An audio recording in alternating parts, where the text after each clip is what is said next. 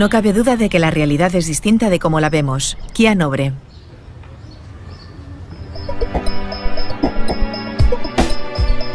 Solemos pensar que nuestra percepción del mundo es mucho más completa de lo que es en realidad. Sentimos que registramos lo que pasa en nuestro entorno al igual que una cámara de vídeo, pero lo que sucede es muy distinto. Eduard Punset viajó a Mallorca para entrevistar a algunos de los neurocientíficos más destacados del mundo, que se habían reunido en el 11º Congreso Internacional de Neurociencia Cognitiva. En este capítulo de Redes, Kia Nobre, neurocientífica de la Universidad de Oxford, nos explica algunos de los recursos que utiliza el cerebro para hacerse una idea de lo que sucede en su entorno.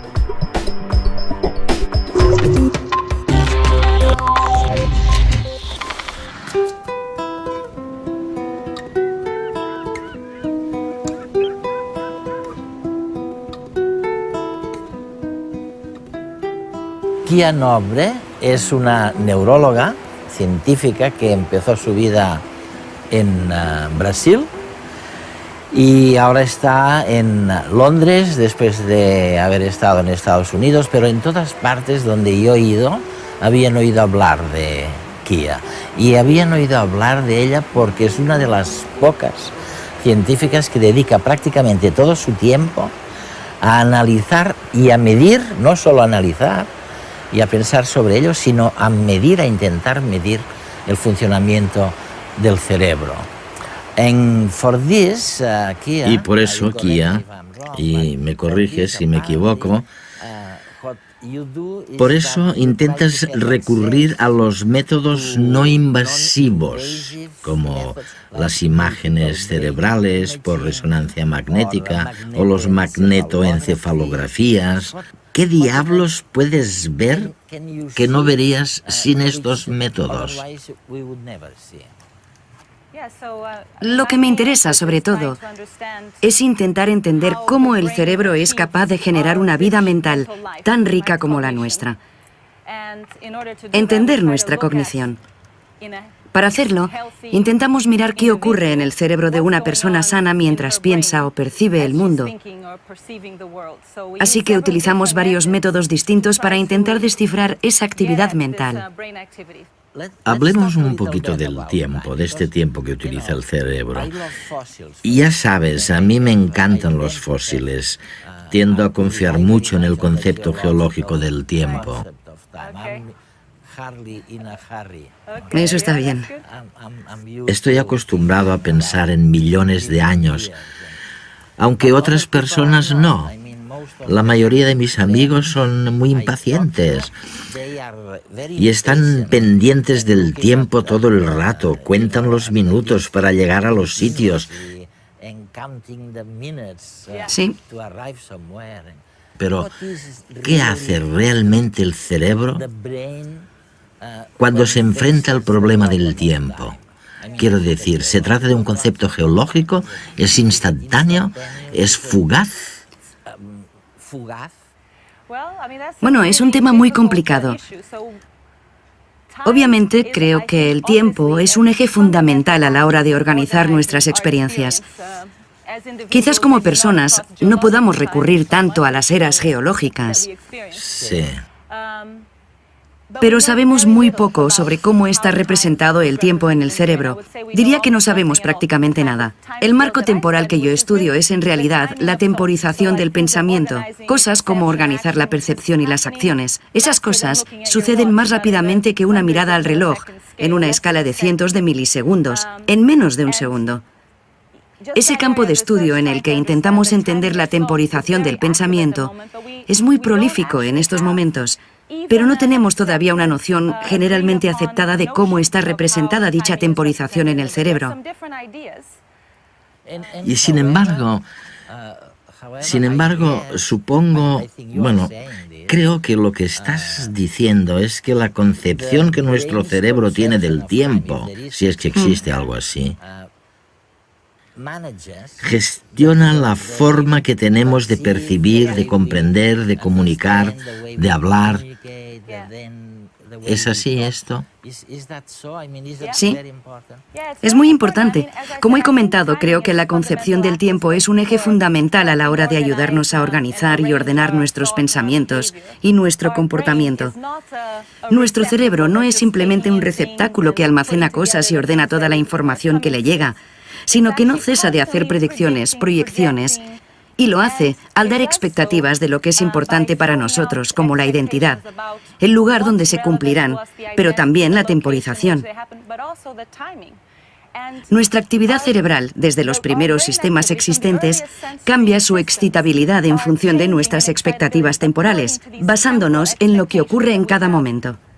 No siempre lo podemos controlar, no siempre somos conscientes de ello, pero sucede todo el tiempo. Fíjense en cada una de estas imágenes.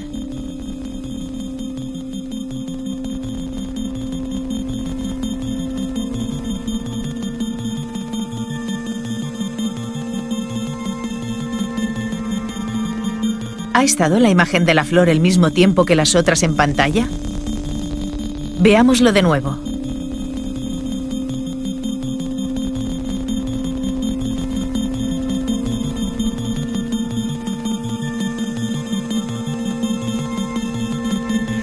Aunque parezca que la imagen de la flor dura un poco más, en realidad todas duran lo mismo.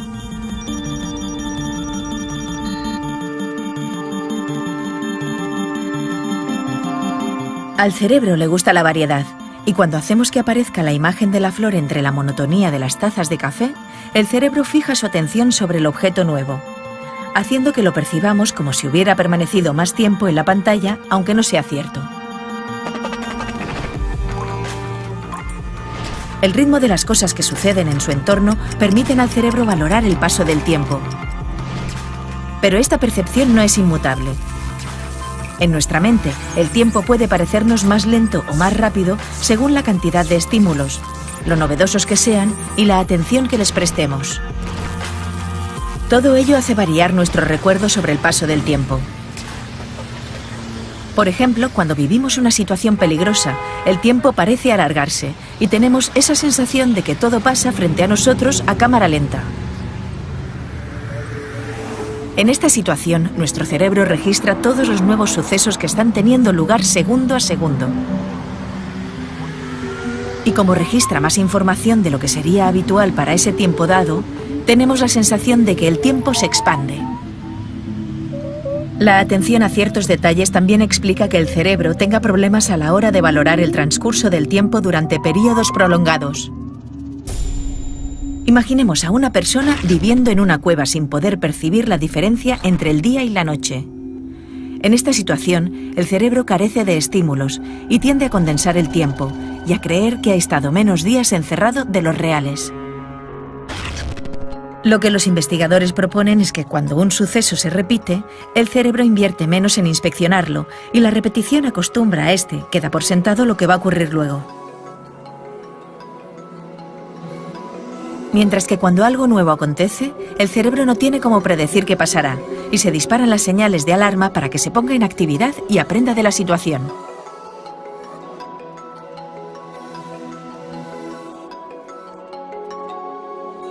El tiempo no es solo relativo en el mundo exterior, sino también dentro de nuestras propias cabezas.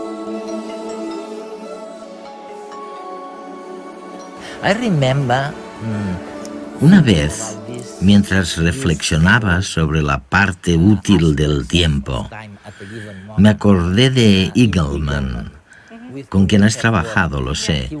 Él estuvo en redes también hace algunos años. Recuerdo algo que todo el mundo siente o percibe, y es que cuando te sientes amenazado por algo terrible como un accidente, cuando vas a morir, a no ser que ocurra algo, incluso cuando recuerdas eso, incluso cuando te acuerdas de este tiempo, resulta que el tiempo va mucho más despacio. ¿Qué puedes contarme al respecto? ¿Cómo es posible? Bueno, que creo que David Eagleman es la persona que ha realizado los estudios más divertidos y disparatados sobre el puenting. No sé si te lo ha comentado, este tipo de cosas.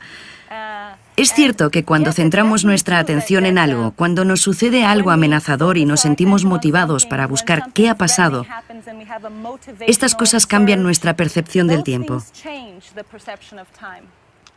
Hay muchas otras ilusiones temporales a las que nos enfrentamos constantemente. Las damos por sentadas y no nos damos demasiada cuenta, pero si, por ejemplo, nos fijamos en la esfera de un reloj que se mueve, parece que el reloj se ha detenido un instante y que luego se vuelve a poner en marcha. Está relacionado con el hecho de centrar la atención en el tiempo que se retrasa, en el tiempo que se ralentiza. Y hay muchos casos. Creemos que el tiempo es algo lineal y predecible, pero es algo que moldea nuestras experiencias y el estado en el que nos encontramos como organismos. Es fantástico porque lo que sugieres es que en verdad estamos haciendo predicciones todo el tiempo. Sí.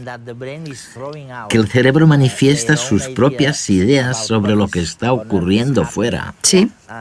Y al mismo tiempo, esta proyección se combina con elementos o con informaciones que el cerebro recibe desde el exterior.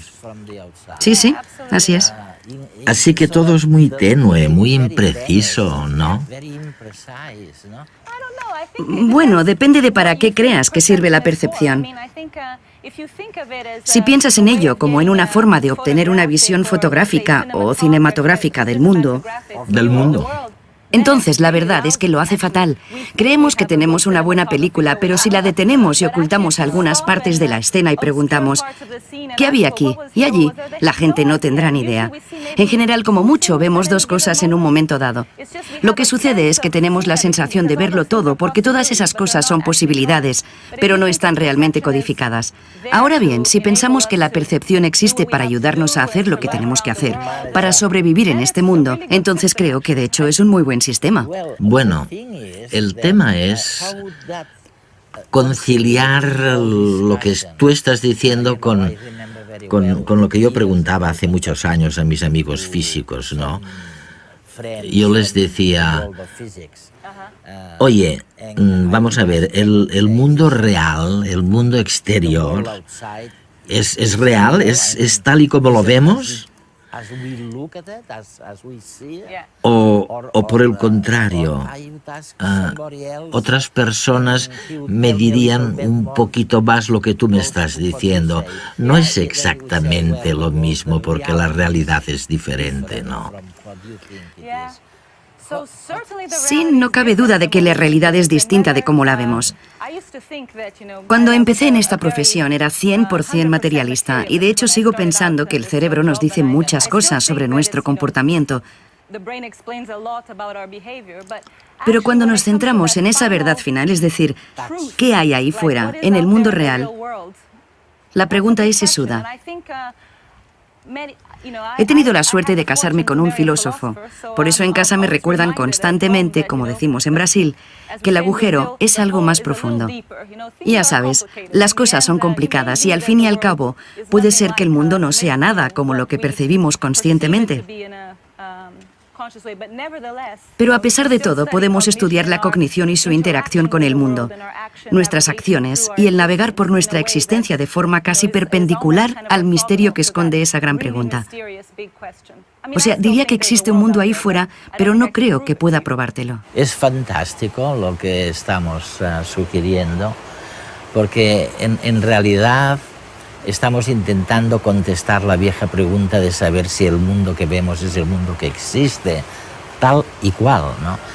Y Kia nos está diciendo, no estoy segura, o sea, no estoy segura, pero en cambio sé que lo que estoy viendo me sirve. Me sirve para mi propia vida.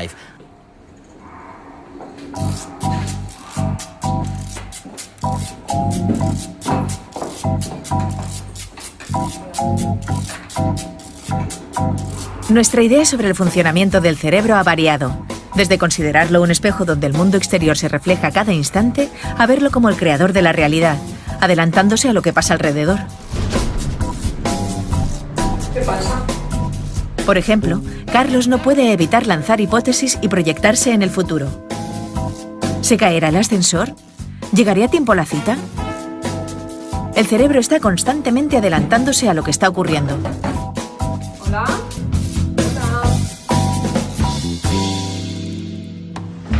Por su parte, Marta se ha arreglado y ha preparado la cena.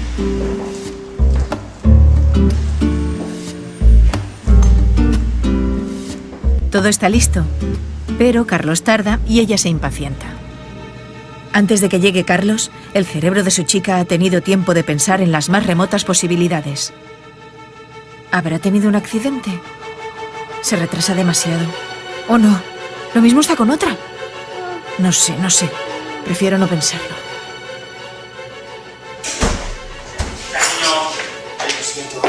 Pero lo ha pensado. ¿No te habías metido?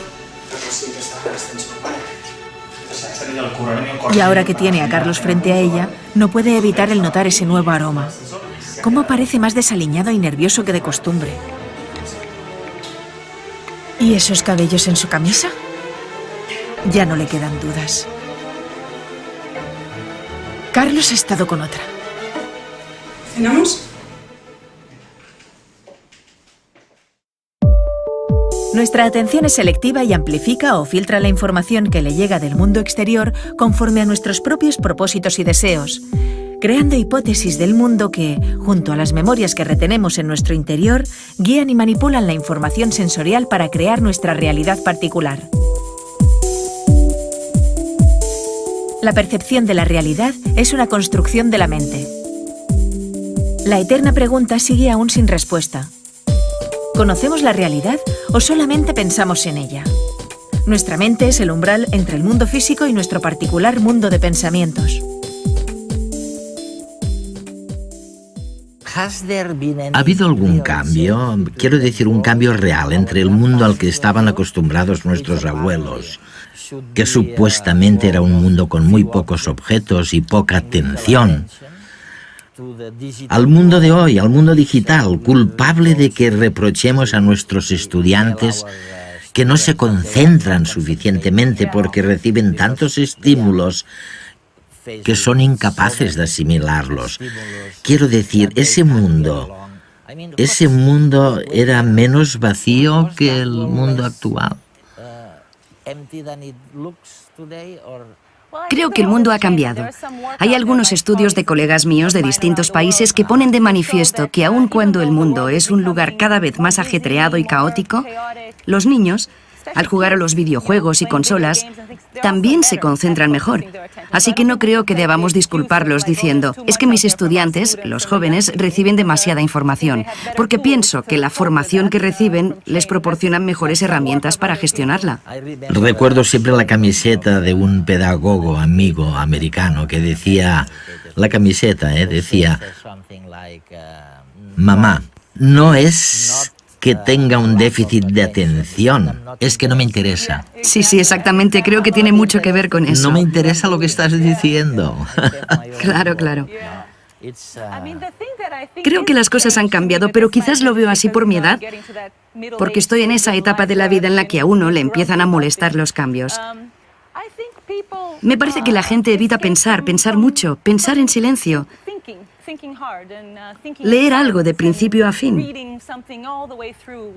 Huyen del mundo real. Creo que sí, no lo sé, quizás a la gente le da miedo pensar, le da miedo reflexionar sobre los grandes misterios de la vida. Espero que no. Bueno, los amigos de tu marido, los filósofos, la gente del mundo educativo, hablan justamente del éxodo de la realidad. Sí. Dicen que la gente se aleja de la realidad porque lo cierto es que resulta muy aburrida. Me temo que se trata más de un éxodo de la mente que de una huida de la realidad. No me preocupa demasiado la realidad en ese sentido. Pienso que la gente debería volver a prestar atención a su mente y quizás a otras partes también. ¿Cómo se puede vivir sin reflexionar sobre esos grandes misterios de nuestro tiempo? No entiendo cómo a la gente ya no le interesan esas cosas. Yo no pude estar ni un día sin pensar cosas como, ¿por qué pienso? ¿Por qué? ¿Qué estoy viviendo? ¿Por qué me siento así? ¿Cómo empezó el universo? Son preguntas divertidas. No sabemos qué nos va a ocurrir, así que quizás vale la pena maravillarse ante esos increíbles misterios, ¿no? Siempre he pensado que infravaloramos el grado en el que las emociones o el impacto de una situación especial pueden influir en el tiempo e influir en la memoria a largo plazo. Quiero decir, ¿solo guardas en la memoria aquello que fue importante, destacable, algo importante? O destacable, memorable. Es cierto, es la otra cara. Igual que decíamos que la percepción no es una película, tampoco la memoria es un archivo cinematográfico. Quiero decir que la memoria es un conjunto de cosas que tú elegiste del entorno porque en su día te resultaron interesantes o útiles. Nuestra experiencia es ese círculo entre percepción, acción, memoria, guiar la percepción, realizar una acción y guardar un recuerdo.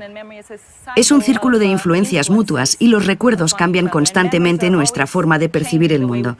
Después, solo elegimos aquella parte del mundo que nos resulta relevante, la conservamos en la memoria y esto cambia nuestra forma de percibir el mundo y se supone que se repite en este, esperemos, círculo virtuoso y no vicioso.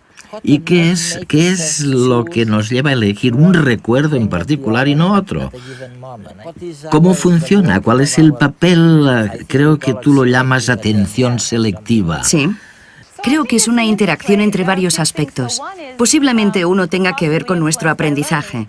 Por un lado, cuando estamos en una situación en la que nos hemos planteado un objetivo o una tarea, nuestro cerebro prepara todo lo que es relevante para el desempeño de dicha tarea. De modo que ahí fuera aparecerá todo lo que tenga que ver con esta y tendrá ventaja. Llamamos a esto enfoque de arriba abajo, es decir, nuestra voluntad se proyecta sobre la tarea y sobre nuestra percepción. Por otro lado, es obvio que la evolución también es otro largo proceso de aprendizaje que llevamos codificado. La sensibilidad ante cosas que potencialmente pueden resultarnos relevantes. Señales que hay ahí fuera, por ejemplo, cualquier cosa muy ruidosa, brillante, que se mueva deprisa hacia nosotros. Todo eso lo procesamos inmediatamente.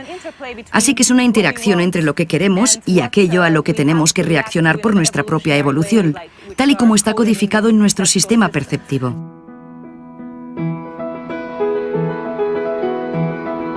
Hay psicólogos y neurólogos convencidos de que el cerebro es una chapuza, mientras que otros piensan que efectivamente es la máquina más asombrosa del universo.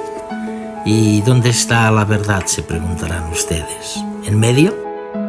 Sorprende pensar que el cerebro, un subproducto terco de la evolución, está al mando de la nave y que tiene todo el poder de decisión tanto en lo que se refiere a la gestión de procesos automatizados como la respiración, como de procesos discrecionales y conscientes como cambiar de entorno o de pareja.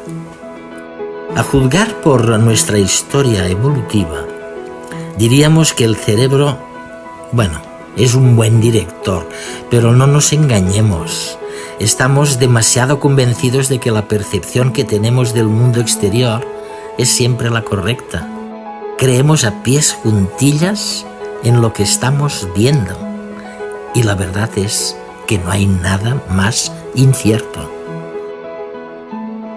No podemos fiarnos de la imagen que el cerebro nos brinda de la realidad. La paradoja está en que sí podemos fiarnos, en cambio, de la intuición.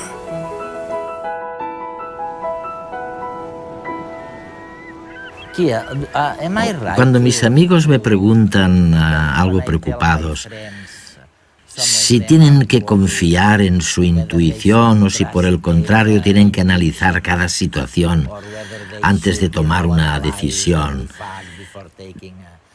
tiendo a decirles que se olviden de la razón y que se dejen llevar por la intuición, porque la intuición es una fuente de conocimiento. Creo que sí. No te voy a contestar con una respuesta contrastada, pero pienso que nuestra intuición es el resultado del largo proceso de aprendizaje de nuestra adaptación. Y probablemente sea más útil que el pensamiento formal. Pero por supuesto creo que en algunos casos el pensamiento formal también ayuda.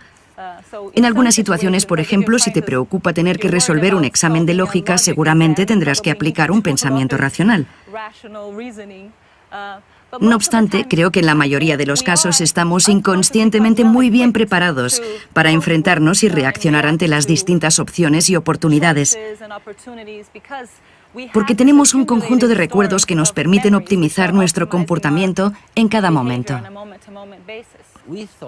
La verdad es que no sabíamos nada sobre el cerebro hasta hace muy poco, hasta hace muy pocos años.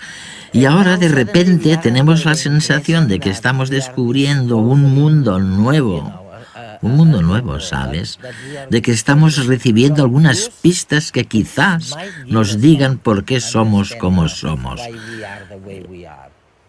¿Es así como lo ves?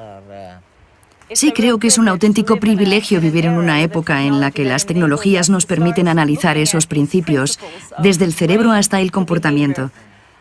No creo que sepamos tanto como a veces nos quieren hacer creer en los medios de comunicación o los periódicos.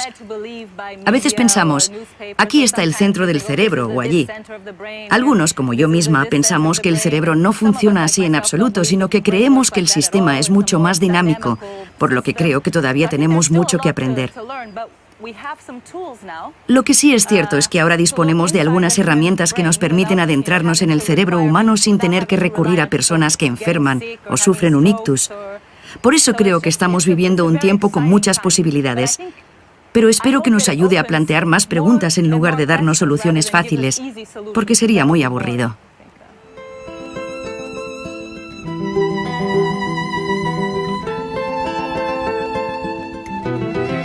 El tiempo es un eje fundamental a la hora de organizar nuestras experiencias.